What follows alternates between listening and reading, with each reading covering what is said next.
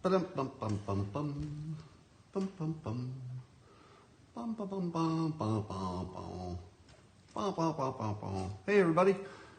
Hello Nicholas, Tyler. Come on in. Gather round. You still have a few seconds to go grab your beverage because you know what time it is. It's time for Coffee with Scott Adams. That's me. And I hope you have your mug, your cup, your glass, your chalice, your stein, if you will. I hope it's filled with your favorite liquid. I like coffee. And join me for the simultaneous sip.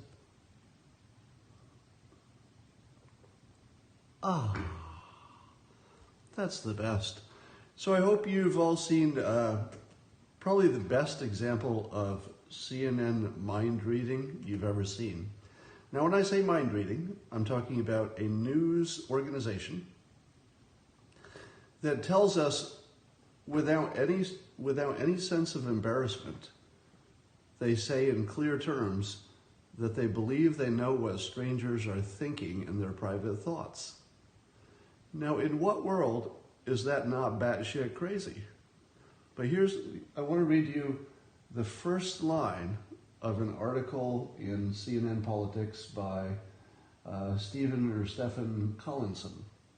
Right? So here's the first sentence, the very first sentence of an article today on CNN.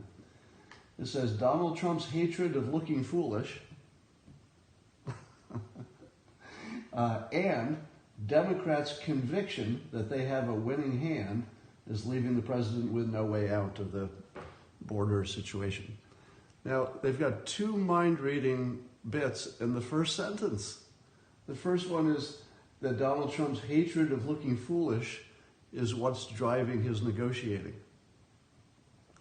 Now, first of all, can you name somebody who doesn't hate looking foolish? Are there people who don't like, so is that like a special feeling that needs to be called out? I'm pretty sure everybody likes to win. I'm pretty sure people don't like to lose, right? So there's a lot of nothing in that. But more importantly, they single out the nothing as his primary thinking process. I think there are other thoughts. I don't think the entire policy is about not being wrong. You know, there are issues about getting reelected. There are issues about serving the base. There are, of course, issues about what's good for the country, and I think some genuine disagreement about that, etc. But it's pure mind reading. And then in this case, they did it also for the Democrats. Talk about the Democrats' conviction that they have a winning hand. Do you think that Nancy Pelosi and Chuck Schumer they use the word conviction, so I feel that connotes a sense of certainty. Do you think they're certain they have a winning hand against this president? Do you think Chuck and Nancy are thinking, yeah, we got him now? I don't think so. Now, I'm also not a mind reader. So I'm just pointing out that this mind reader is working on a guess or a hunch, but he's presenting it as if it's some kind of an obvious fact that we should all agree with. No backup needed. Let me just put it out there. It's President Trump's hatred of looking foolish, and of course the Democrats have a conviction of a winning hand. Here's how that could have been written to also be true. All right, I'm just going to reverse the mind reading and watch how it's true even if you reverse it. So I'll reverse it. Donald Trump's conviction that he has a winning hand, right? I mean, just as good as the other way. And then the Democrats' hatred of looking foolish. Everybody hates looking foolish. I'm pretty sure everybody hates that. So anyway, the reason I point out the mind reading is that I don't see as much of it from Fox News, but maybe I haven't been tuned to it. So I think I'll pay a little more attention to see if I'm seeing much of that on that side. But it does seem like there's an epidemic of people reporting the news as if, literally, as if they can read other people's minds. And just putting it out there like there's no question about it. All right. Let's talk about, there's an idea floated yesterday by a few people, Ben Shapiro among them, notably, reviving the idea from last year about putting some solar panels on the border wall and then selling it as good for climate change, I guess.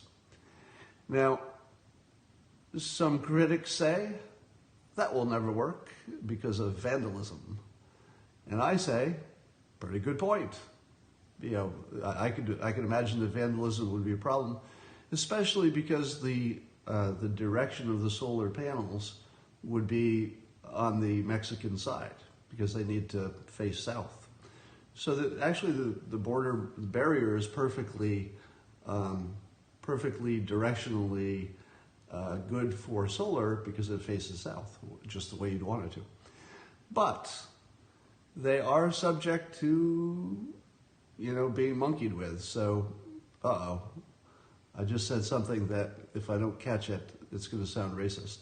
They are subject to people messing with them. Where I grew up, it's common to say people are monkeying with things, and it is not racist. Let me point that out. They definitely are subject to BB guns and rocks and everything else. But I ask you this. Is it something that you could test small? And the answer is yes.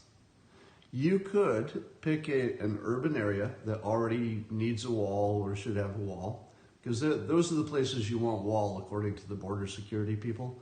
The places you might want a solid barrier is where there are lots of homes or businesses on each side. You don't need it so much in the long barren areas. But that's also where you need electricity.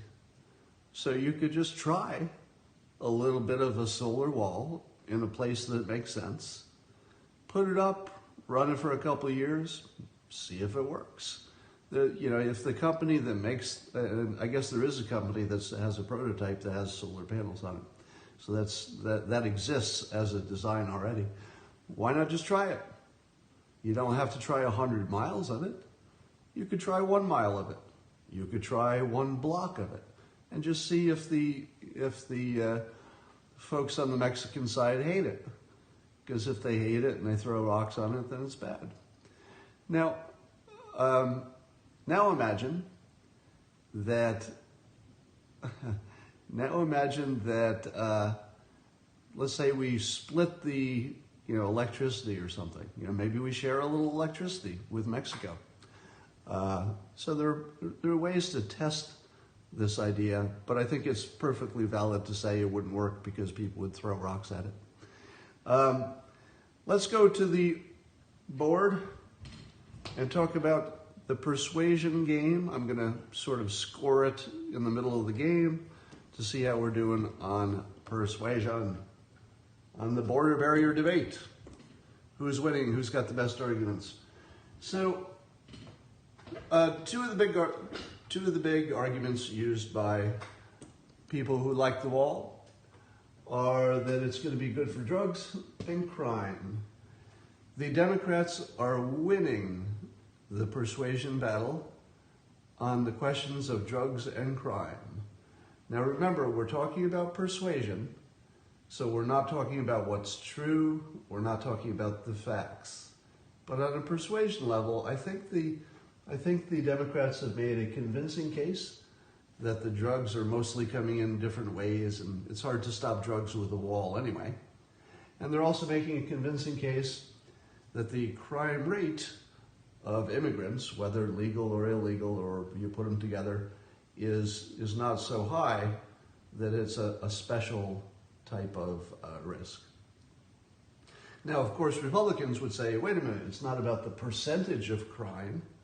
If somebody kills you, you don't care that they're part of a group that has a low percentage of crime. You just care that you're dead. But I would say that the Republicans have not made this argument. They have not made the argument that the percentage of crime is a stupid way to look at it. If you can stop if you have a way that's economical and practical to reduce your risk of crime, you're not going to care if you're reducing your risk of crime in a neighborhood that already has below average crime, right? You're not going to care about the ratio of crime. You're just going to care about protecting yourself.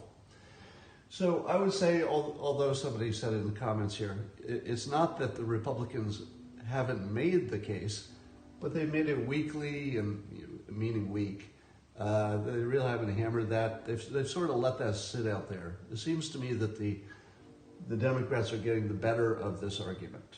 And again, remember, I'm not talking about facts or truth. I'm only talking about the argument, the persuasion. Here would be, in my opinion, the best way to handle both of these weaknesses in the Republican position. So instead of saying we're going to stop drugs, because the wall won't do that, and nobody's going to believe it will. And instead of saying that immigrants have higher than normal crime rates, or even suggesting it, don't do that. Just say that we're going to funnel, if you have a better border wall, you're going to funnel people toward the legal points of entry. So apparently most of the drugs, and probably a lot of bad people, are coming through the legal border checks. Now, my understanding is that part of this $5.7 billion budget is to improve the electronic, detection at those places. So what you have here is a fairly, I think, and you'd have to fact check me on this, but I think what the plan is that if you strengthen the external borders, that you help to funnel people toward the places where we'll be also improving detection. So the question is, could you take this argument where the Republicans are losing and describe it this way? You just say, oh yeah, we know that walls don't stop everything, but it will be a point of friction that will funnel people toward the main points of entry where we do have people checking. And we're also going to greatly upgrade the technology at those points. So you need to do two things. You need to funnel them into the place that you have the best detection. That's actually a very rational plan. If you say to me, there's too much crime coming in, I say, well, as a percentage, it's not bad. And really, we're all just people. So if people are people and they don't bring in more crime than other people, why are we complaining about it? It just sounds racist. And it does. It totally sounds racist. So as an argument, it's a bad one. But if you say everybody agrees that the process should be organized and humane. So part of the advantage of getting people away from the illegal crossing areas and toward the legal crossing areas is that you have a humanitarian benefit. There are fewer people trying to do it the dangerous way.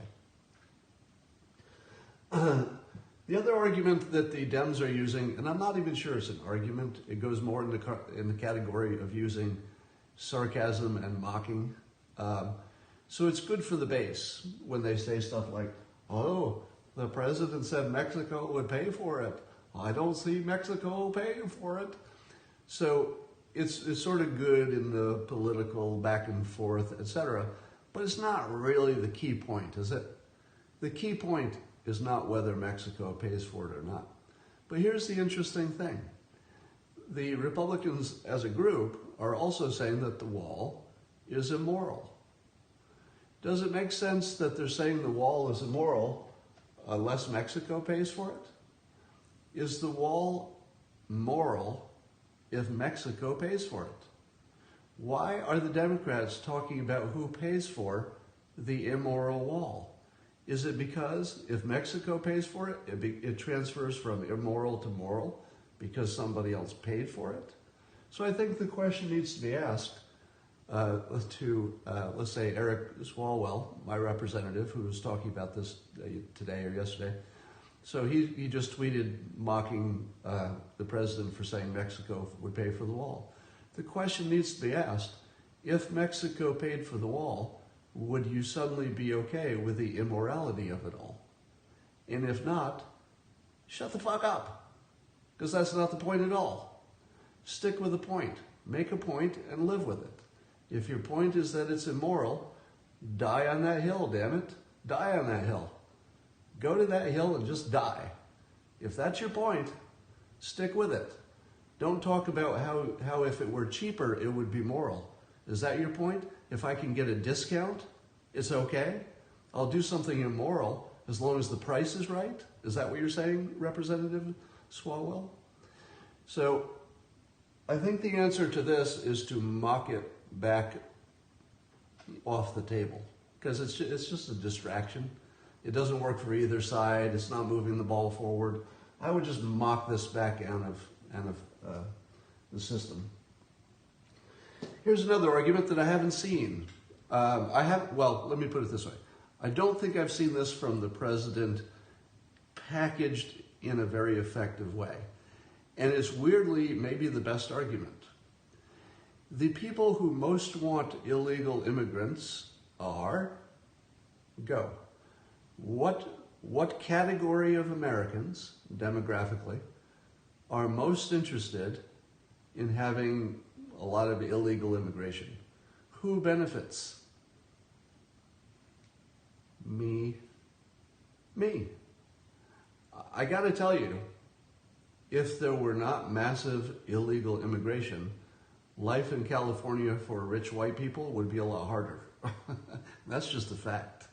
That is a fact. And I don't think anybody doubts it if they're rich and white, as I am. So our current immigration policy, which is a porous border, is really for the benefit of rich white people. Now let me ask it the opposite way. Who loses? African American, mostly men, who are the ones who are competing with manual labor type jobs. The people who would like to maybe work hard in this generation so that the next generation can go to school and get even better jobs in generation 2. How does the African American community take the sort of what you call the entry level economic position so that the next generation or even many of the current generation can move up? Well, if they don't have jobs, it's going to be harder. So here's the argument that I think is the strongest. I would go after the strongest part of the opposition's argument is that all of this is a smokescreen for a bunch of racism, right? All of these reasons are kind of not really the reason, are they? The real reason is that people think in their mind reading, thank you CNN, people are mind reading the president and his supporters and saying, hey, I think this is a racist thing to have fewer brown people. I think that can be turned around by saying the current system benefits rich white people. Fact check me. Fact check me on that, will you? Who benefits by the current system? I'm pretty sure that the big companies, which are probably mostly run and managed and owned by rich white people, I'm pretty sure they're the ones who want immigration to be just the way it is. I'm pretty sure it's true that African Americans don't want to have more trouble getting jobs. It's probably hard enough already, right? I'm pretty sure that they're on board. So here's the statement that I think captures it all. That the president's border policy is designed to protect the people who are already here, which would include 22 million people who already came here illegally. Because the only way to protect the people who are already here, including all the people who came over the border illegally, is to slow down the number of people who continue to come. That's how you protect the African American community. That's how you protect the immigrants who are already here, legal or illegal. They also need jobs, and they don't want to compete any more than anybody else does. And that the current system is racist as hell. The current system is designed, it looks, just to benefit rich white people. And it's working. And by the way, when I talk about this stuff, I should tell you that I actually have pretty mixed feelings about border security because if you live in California, you're living among and working with every kind of person, and I can tell you personally, the illegal immigration has been nothing but good for me, just unambiguously good for me, because it's just I meet great people. They can do work for me at a moment's notice, and I pay them well. Everybody's happy. So I would say that, in every case, immigration has been good for me. I've never been victimized by any crime. And by the way, the people, let me say this. I'm going to tell you a story that, just so you can see that my bias is not all in one direction. When I owned restaurants, it was well understood that the folks who came from Mexico, they all had identification, and that's all the business can tell. If they have two forms of identification, restaurant owners and small business owners are not asked to go beyond that, right? If they have identification, that's all you know. So we would hire people who had identification, like every other business in the area, and that's as far as you would go. But it was our experience. I'll tell you a real event. There was a busboy who tried to steal a towel from the restaurant, and he was stopped at the door by another Mexican, immigrant who stopped him at the door and basically turned him in because he didn't want to be part of a business where somebody from Mexico stole from the business. So there is a lot of, there is some self-policing going on, because the people who go through all the trouble and the risk and the hardship to get here, they really want to stay, and they don't want somebody else ruining their stuff. So I'm just telling you my own bias, that as a rich white guy, immigration from Mexico has been unambiguously positive in my life. So if there's less of it, I imagine that would be bad for me in a variety of ways. But I think it would also be good for a lot of other people, and I think that has to count too. So if the president is making a case that he's the president of the people who are in this country, legally or illegally, once they're in the border, they are sort of under your control and protection in a sense, even if you prefer that they were legal.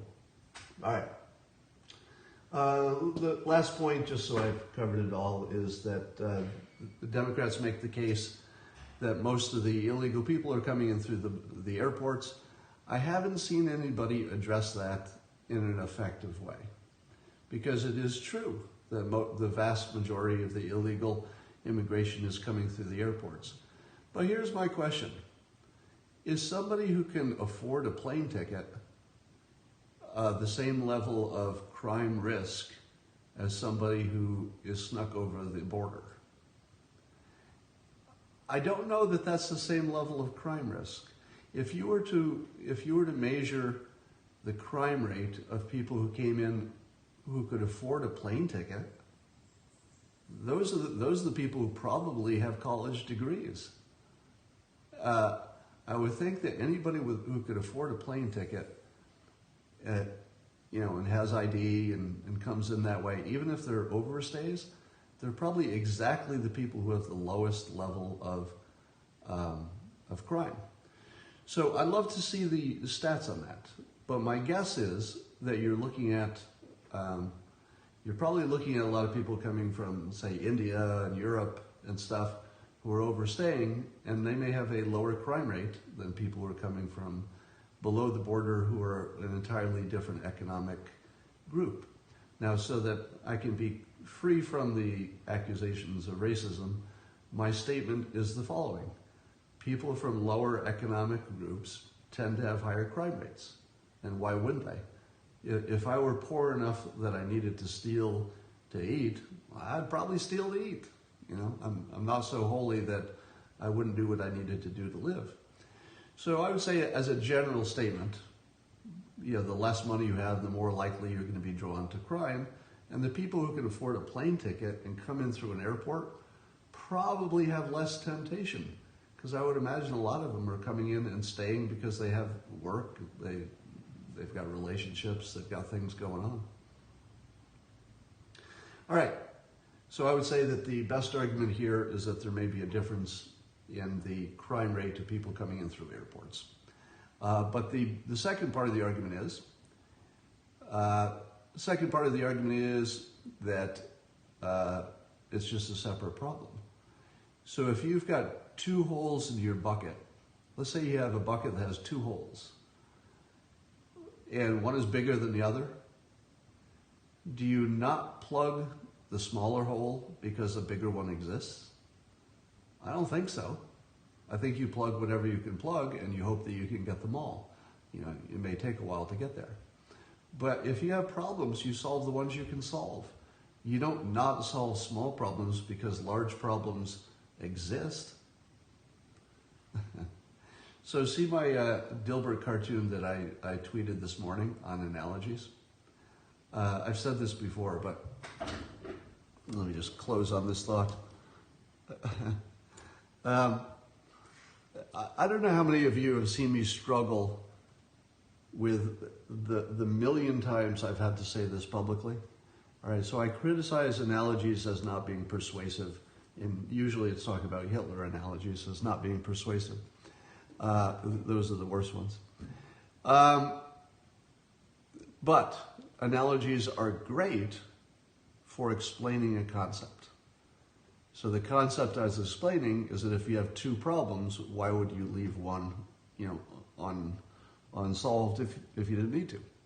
So that's a perfect use of an analogy. A bad use of an analogy is, my cat has markings that look like Hitler's mustache, therefore I think my cat might try to attack Poland. All right, that's a bad use of an analogy. All right. I continue to dig in to the problem and the question of climate change. I talked to a number of people yesterday using the Interface by WhenHub app. So yesterday I just said in the app, this is my startup's app, it's called Interface by WhenHub. It's a free app, you can download it, and you can talk to people like me. And I'll tell you the coolest thing that happened yesterday. So the coolest thing that happened yesterday was I got a call on the Interface app from someone who had read a number of my books and followed me on Periscope. And it was a young man who had set his own affirmation to talk to me personally about the topic of affirmations. So there was somebody in the world who was doing affirmations to somehow reach me, and I guess he tried a number of ways, but hadn't found a way to do it. He wanted to find some way to speak to me personally on the topic of affirmations. And yesterday my phone rings, and it's my app calling, and I answer it, and it's this young man, and he's succeeded by using my app. Now, what are the odds that he would be doing affirmations specifically to reach me, and that I would be working somewhere in the world to create an app that allows you to reach people like me without having my contact information? So he actually got on a live video call with me, and neither of us exchanged any contact information, because that's what the app does. It lets you talk to people just by who they are, not their contact information. So he had probably one of the most unusual affirmations, and it came in. It worked for him. So that was kind of cool. But I also got to talk to a number of people who were helping me fill in some blanks in my knowledge about climate change. And the mystery just keeps getting deeper and deeper. I will tell you that preliminarily, I'm still on the fence as to whether climate change is either real or we need to worry about it. I would say, here's my current prediction. is that the skeptics, and I'm not talking about any individual skeptic, because some of the skeptics are stronger than others. Right? Some of them are pretty solid and some of them are a little flaky. I would say that the skeptical community, the ones who are skeptical about climate science risk, are at least 70% bullshit. Meaning that a lot of it, like the correlation between the sun and the temperature, is so easily disproved by the scientists that it's just amazing that it still comes up. So I would say that 70% of what the skeptics say is clearly and fairly easily dismissed. The rest might also be untrue, but it's harder to dismiss. In other words, it's credible and it's solid, and they show their work, and I don't see the response to it. Right? So in that case, in that sense, it's credible. I would say on the climate alarm side, that without being a scientist, it's hard to know what is credible and what is not, but at least 20% of everything the climate scientists say as a group, not as an individual, but as a group, appears to be bullshit. At least 20%, which still leaves a solid 80% that would completely, confirm their theory. But there's about 20% of it that just doesn't seem believable at all. Now, some of what doesn't seem believable to me has been filtered through the skeptics, so it may be that I'm hearing a biased presentation. But I'll give you one example, and I want you to fact check me on this. So I'm not presenting this as true. I'm presenting this as one of the many things that puzzle me because the two sides are just saying opposite things. Is it true that why am I blanking out on the name of the hockey stick? Remind me in the comments here. What's the name of the hockey stick graph guy? Why am I forgetting him? It's not Hansen. It's not Mann. Yes, Michael Mann. So one of the skeptical claims, and I have a hard time believing this is true, so I'm not going to present this as true. I'm going to present it as a skeptical claim that I want you to fact check me on. And the skeptical claim is that that there was a gap in the, let's say, temperature records, or the temperature records were not reliable for a certain period. And then Michael Mann adjusted for that period where the other ways of measuring temperature were not good by using an analysis of tree rings. So he used tree rings to fill in a gap in the temperature record. Now, so far, and I think I mentioned that there were other tree ring experts who said he didn't do it right, but there's always that. So far, there's a flag raised about how good that is, but we don't have a solid opinion yet. And then the other part of the skeptical claim is that the tree rings don't match the actual measured temperatures that we have currently. In other words, if you look at the tree rings for the period where we don't have good measurements, if you like, then, that's the best you can do, so you fill it in. But right now, the skeptical argument is that the tree rings clearly don't match the temperatures. In other words, there's the correlation isn't good enough to use them as a temperature proxy. Is it true that Michael Mann used tree rings to fill in a period where they didn't have good measurements in the history? And is it also true, and this is the important part, that he stopped using them as a proxy because it became clear that they don't match the more modern readings of temperature? True or false? Because if it's true, it tells you a lot. And if it's false, it tells you that the skeptics are just making stuff up. And I don't know the answer to that.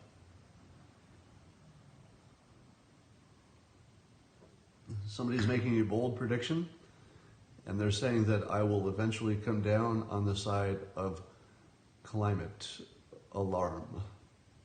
I don't know. Here's the interesting thing. And I hope you know me well enough by now, because most of you have watched me for a while now. I hope you know me well enough to know that if I tell you I'm not sure which way this is going to go, that I really mean that. I mean, I really don't know what my opinion on climate change will be in 1 year. I really don't know. My preliminary feeling is that our ability, here, I'll give you a preliminary reading. It seems to me that our ability to measure accurately enough sea level and temperature historically couldn't possibly be good enough. But I realize that when I say that, I sound like a troglodyte or something, because that statement sounds like, oh, you don't believe science can do it. Somebody gave me the argument recently that our satellites, even decades ago, could read the date on a dime on Earth. So if a satellite can read the date on a dime, certainly it can measure the temperature and the sea level. To which I say, can it? Can it really? Because it seems to me that the Earth has a lot of variation. The ocean has a lot of variation. I'm just not so sure that we can measure those things from space. Now, if you tell me that the satellites are pretty good at measuring the lower troposphere, I think I would find that in the believable range. It feels to me, as a non-scientist, like, yeah, if that's what you're trying to do, you probably do that. But I'm not ruling out that scientists actually can measure the temperature that well. Now, one of the things that causes great conflict is looking at the map. If you've seen the map of the globe with a dot for where we have physical measurements, it turns out that they're vastly concentrated in the United States. Now, it turns out, and I may have this part wrong too, because this is a skeptical claim, so you have to fact check me on everything on this topic. The claim is that apparently the temperature in the United States, which is the only one that has really, really good measuring devices that go back a number of decades, doesn't show the warming. Have you heard that? Have you heard that the only place that we have really good measuring devices is, coincidentally, the only place it's not getting warm? Because I believe that's the claim. And I had to dig pretty hard to get to that. But I'm still not sure it's true, because I think there's also some issue of there was maybe some adjustments to the data to maybe make it look not like it's cooling. And I think the argument was that sure, there might be one region where things are not so bad, but it could be really bad in other regions. And I was just looking at one of those skeptical maps on Tony Heller's site, the Steve Goddard, under his pen name. Anyway, I was just looking at one of his tweets and one of his maps, and it showed that it showed the difference between what the actual temperatures were and what the official people say, and it's very different. But here was the interesting thing. It showed that there was unusual warming in just different parts of the world. So it told the story of, yeah, the Earth is warming on average, but it's not warming up like, it's not warming everywhere in the same way. Some places are actually cooler, not as many. So a few places are cooler, but other places are warmer. But then you look at where it got extra warm, and the places that it was getting extra warm were places like northern Russia, up where the one place in the world you'd want it to be extra warm is the place that's getting warm. So the other thing that I don't see as an argument is, what's wrong with the coldest places on Earth getting warmer if the warmest places on Earth are staying the same? Because that's largely what was happening. So the map didn't show, for example, it didn't show that Death Valley was going to be 200 degrees. It just showed that the places that are already pretty frozen are warming up.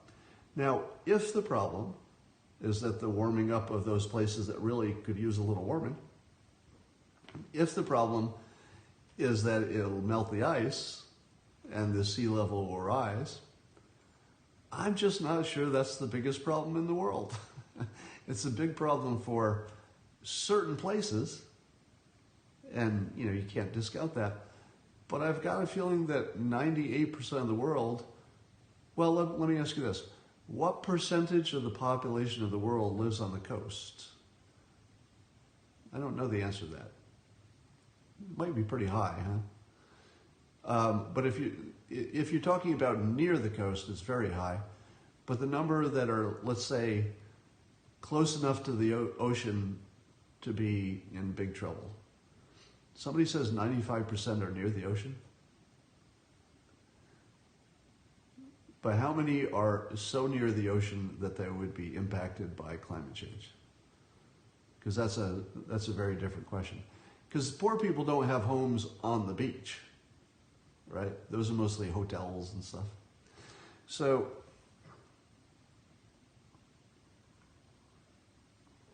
yeah, how big of a problem is it if 1% of the Earth had to relocate over 80 years and it was mostly the rich people?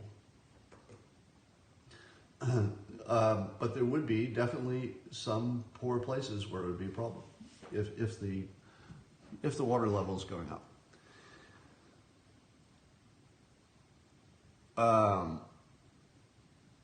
Check evacuation info on hurricanes. Yeah.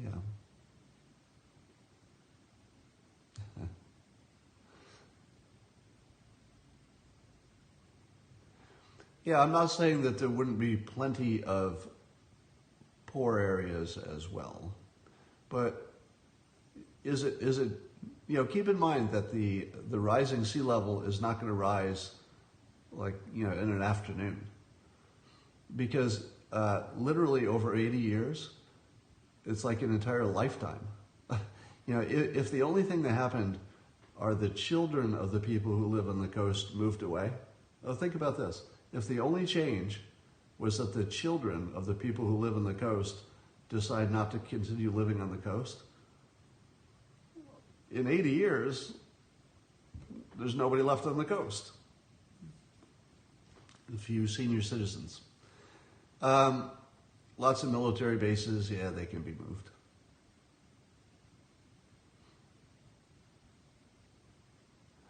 Have we talked about toxic masculinity? I have not talked about that. The way that I've talked about it is increasingly clear that the power of women in society is increasing at an increasing rate, and that it seems to be expressed primarily in the Democrat Party. At this point, it's really the party of women. If you look at Pelosi and Schumer, it just doesn't feel like Schumer matters. I mean, it honestly doesn't. I mean, he matters because of his job, but it just feels like Pelosi's in charge, doesn't it? It feels like a woman's, sort of a woman's party at this point. I'm not sure what is too much masculinity. The trouble is when you argue about stuff like toxic masculinity, it all really depends on specific situations. So it's hard to make some kind of general statement about it. But, in any given situation, I guess you could argue it out. Now, I do wonder, I've wondered if, I've said this before, and I don't mean this as a joke, but I'll just put this out here as something I would love to know the answer to. So I'm not saying this is true. I'm just saying it's something I'd like to know the answer to. Apparently, we do know that men are losing their testosterone. So I think that part's true, that testosterone levels in men are dropping. Now, I don't know if that's in every culture and in every country, but I'm sure it's true in the United States. And I would say that in my lifetime, it feels obvious to me. Does it feel obvious to you also that testosterone levels in males are dropping, or have dropped in my lifetime anyway? Do others of you see that to be true? Because I can't tell, I think probably the popular understanding of that is that men are becoming more enlightened. If you ask a woman what's happening in the world, I think, let's say a feminist, they would probably say, well, men are finally becoming more enlightened. So they're, treating women as their equal partners now. They're taking responsibility for childcare. They're becoming more equal partners. So there's certainly a way to describe it where it's all good. But I don't think that what's happening is that men are making a mental decision about what's the best way to organize the world. And then they say, I think I'll fit into this slot. I don't know that that's happening. I think what might be happening is that their testosterone is low, and that causes them to make different decisions than if it were high. And again, you don't have to put a value judgment on this. It could be that they're less trouble, they're less abusive, less likely to cheat. It might be that lower testosterone is just what society needs, or it might be just what is safer for women. It's hard to know what's the plus and the minus here because it's unevenly distributed. But the other possibility, and I would like to present this, the other possibility is that the lifestyle that makes your testosterone rise is not the current lifestyle. For example, if you are male, let me ask you this. This is a question just for the men watching. Men only, answer this question. When you spend time around kids, typically your own kids, I'm hoping, but when you spend time around children, do you not feel your testosterone going down? Like actually feeling that your aggressiveness, even your sex drive, drop precipitously. If you put me in a room with a bunch of kids, my sex drive goes from 10, where it's normally nailed, to gone. It's a complete, right, yeah. Now, it's also true that men are spending more time around children.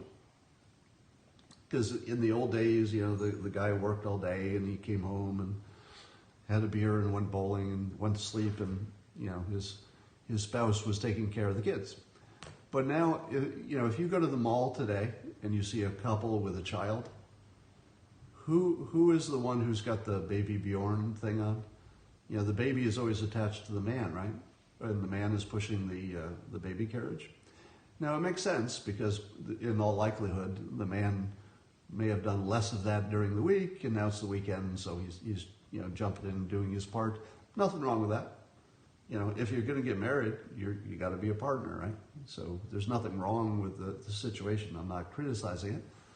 I'm just saying that there is a natural, I believe, a natural reflex for a ordinary non-pedophilia male that when they spend time with children, their testosterone plummets. And so I think that might be it. So I don't know what is cause and what is effect. I will tell you that I tried recently to see how much soy I could get out of my life. So I said to myself, hey, I don't want soy in my body because it mimics some hormones, and I just don't think it's a good idea for men to have soy in their bodies. Now, I'm not speaking necessarily in a scientific way. This is one of those risks which, if I can easily remove it, I will. Even if it turns out the risk was zero, should I know more? But since I don't know the risk of soy, and I have reason to suspect it might, change my temperament or my effectiveness or my joy of life in some ways, just because I suspect it, if I can, I'm going to get it out of my life. But I started looking at ingredients in food. Do you know how many ingredients, do you know how many foods, packaged foods this is? So anything in a can or a package, any frozen food, do you know how many things have soy in them? That frickin' soy is everywhere. Man, you try to buy a salad dressing that doesn't have soy in it. I don't even know if you can. At my local Safeway, I went down, I write down the list. I was gonna buy whatever salad dressing did not have soy. That was just my only filter. Couldn't find one. They all had soy in them. So there's probably two things going on. One is that I think our food is reducing testosterone. And two, I think that our lifestyle is putting us in situations where men are less competitive, spending more time in a cooperative way, spending more time around children especially. And I think there's just a natural genetic reflex to lower your testosterone when it would be a problem. So, if a man is always going hunting and killing and defending the tribe and stuff, probably testosterone is pretty high all the time. All right. That's enough for today. I'm going to close it on this. We've covered everything from immigration to soy. I think we're complete. I'll talk to you later.